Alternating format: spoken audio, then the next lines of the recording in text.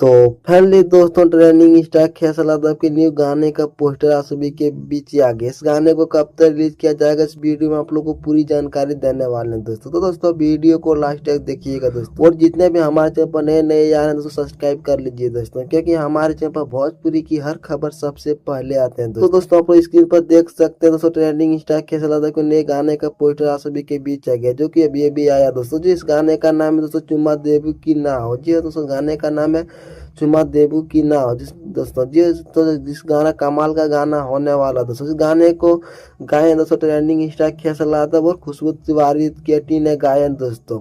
तो उस गाने में लिरिक्स और म्यूजिक दोनों किस बेदर्दी ने ही दिए हैं दोस्तों।